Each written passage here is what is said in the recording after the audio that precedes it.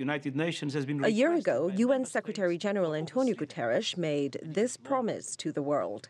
Today, I am proud to announce my new gender parity strategy. The targets are bold but realistic.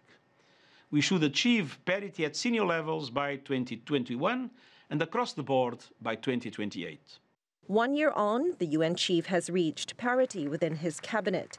It now includes Amina Mohammed as Deputy Secretary-General, the UN's second highest ranking position, Rosemary DiCarlo as head of the powerful Department of Political Affairs, Henrietta Fore as Executive Director of UNICEF, and Michelle Bachelet as the High Commissioner for Human Rights.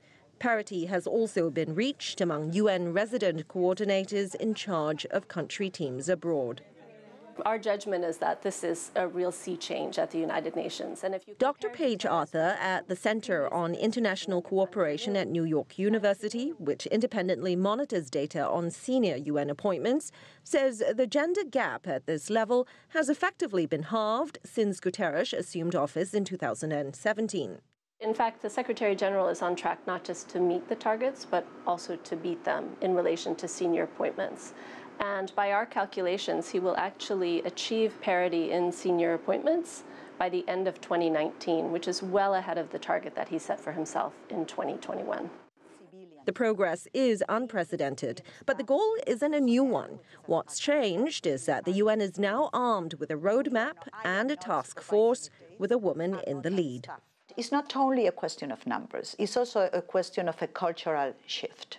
So you need to change the mentality. And the mentality so far in the organization, as in many other workplaces, enterprises, companies, governments, universities, as we have said, has always been male-dominated.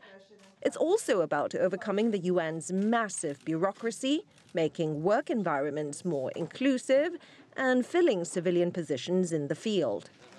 The gender parity strategy only covers UN civilian staff and not military and police personnel like the UN's Blue Helmets, which are deployed by member countries. But overall, the UN and member nations seem to be warming up to the idea of having a woman in charge, electing Maria Fernanda Espinosa Garcés of Ecuador as the new president of the General Assembly. This is the UN General Assembly, and in that top seat behind me in the middle, President Maria Fernanda Espinosa Garcés presides over this Assembly of Nations.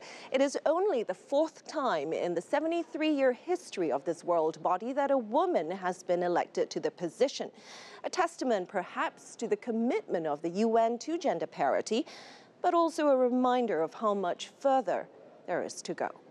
Liling Tan, CGTN at the United Nations.